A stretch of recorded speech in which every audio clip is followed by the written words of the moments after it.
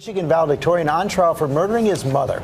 Jeffrey Pyne's ex-girlfriend painted a disturbing picture of life inside the Pyne home just months before the murder. But which side did the testimony help? Dan and Nancy here to weigh in on that. First, here's ABC's John Muller.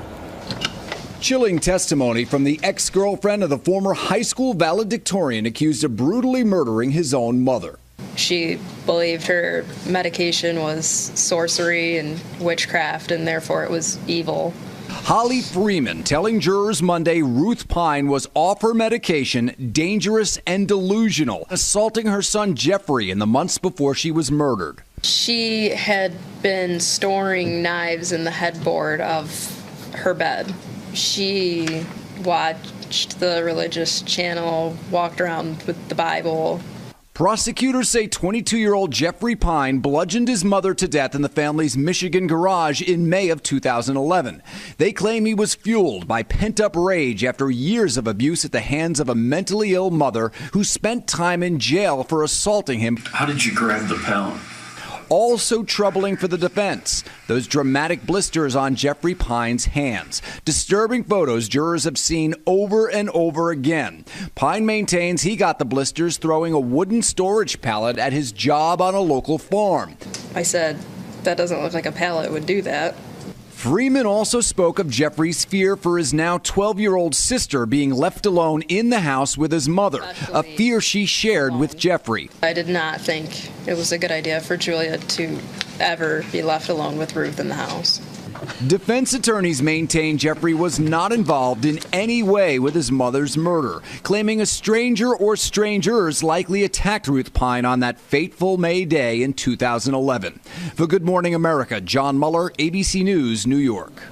Okay, let's get more now from our legal team. Nancy Grace, the host of HLN's Nancy Grace, Dan Abrams, our legal analyst. And Dan, let me begin with you. The ex-girlfriend of prosecution witness and clearly establishes grounds for a motive, but could also create a lot of sympathy for the defendant. That's right. But there's no question that she's doing exactly what the prosecution wanted, which is to lay the groundwork for their motive, which is this is a mother who is out of control, who is slowly descending, that she's off her medication, that he'd been worried about it, that he'd been talking about it. But you're right. On the other hand, it provides something if the jurors don't want to convict here and they want to sort of think to themselves, I believe that they have not proven their case beyond a reasonable doubt.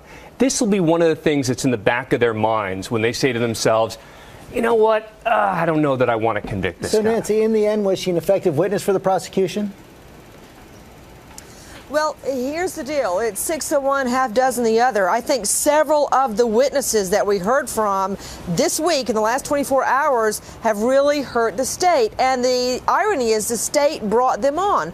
Number one, the girlfriend you're talking about, she was a witness for the state. But the reality is, I think she helped the defense by, as you say, describing the home life. Not only that, she described how Ruth Pyne, the deceased, was hoarding an arsenal of knives in her headboard behind her in her bed, that she had gone off the deep end, was watching all these religious televangelists on TV 24/7, walking around the house with a Bible, was angry because her 21, 22-year-old son was having sex with his girlfriend. Everything was going haywire in the home. Then we find out the dad, and the state's bringing this on, gentlemen, that the father, Bernie Pynes, is having an affair behind his wife's back. And not only that, not only is he lying to his wife, he's lying to the girlfriend, saying his wife is in a catatonic state until, whoops, the wife comes into a restaurant and meets the mistress with the husband. So now we're seeing motive by the husband, too. And I'm very, very surprised they brought in evidence from the girlfriend that the boy, the defendant, had lied to her. He was cheating on his girlfriend. That's bad reputation evidence. That is reversible error. What were they thinking? Dan, how far does the judge go here in telling the jury to disregard all the extraneous evidence? Well, judges all the time they do. Nancy's right to be laughing because they do tell jurors all the time, disregard this particular piece of evidence. Just don't. But the truth is, they've heard it. Not to even tell the jury. They've heard it. Because if you tell the jury, don't listen to that, then they really listen to it. Yeah, and that's always a real challenge and does become an issue later on in appeal. But, we talked a lot as we talked about this case about the possibility, and Nancy used the word jury nullification, right? That the jurors may ignore the judge's instructions here and simply find him not guilty. But I still think that there's a way for them to say, within the judge's instructions, I don't believe they've proven this case beyond a reasonable doubt. Yes, I believe there are questions. Yes, I believe there's a lot of evidence that sure looks like he did it.